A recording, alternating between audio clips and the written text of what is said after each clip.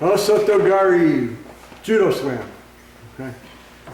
Why are you laughing, Mr. Going for a ride. Huh? He probably thinks I'm going for a ride. No, you're not going for a ride. I'm very gentle.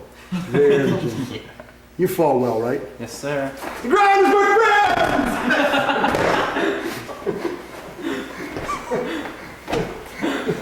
Is that the ride you thought you were going to get? Yes, sir. Okay. Now, I want to talk about the principles of this, and I'm going to change partners in a minute because I want a taller person to do it. If the person that you're trying to do the throw on is about your height, it could be an inch or two shorter, an inch or two taller, but they're in your height range. You can push the shoulder back. You want their weight on this foot, push the shoulder back. Pull down a little bit. Not classical. Then I'm going to step in here. I can sweep it or I can just push my leg back. Turn a little bit diagonal.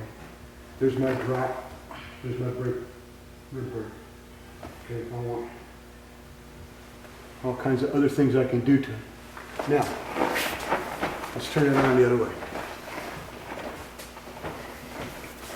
I'm pushing this shoulder back. Now I can dive in there. This can be off a thump. Thump, step, thump. You're all right, crack your chin, okay?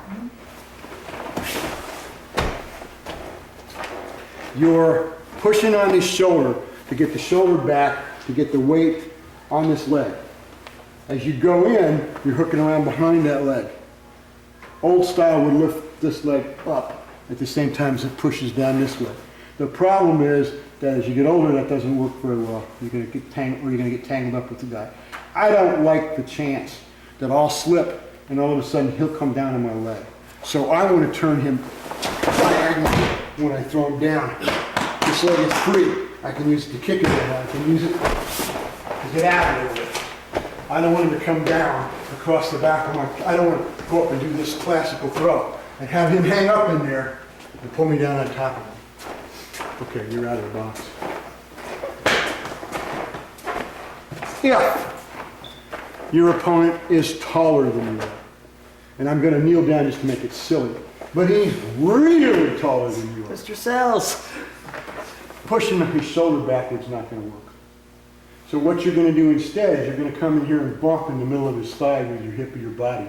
Now I can throw him by just bumping that thigh in and hooking forward. That's with my hands. I'm not going to do it with my hands. I'm going to step.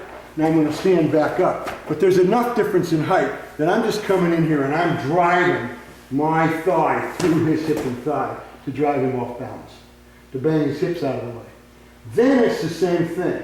I'm going to throw him down, but I'm going to pull him around a little bit because I like people to land between my feet. When he lands between my feet, I can meet him. When he lands between my feet, I don't have to work the hip. I don't want to. Come over. Here's my throw.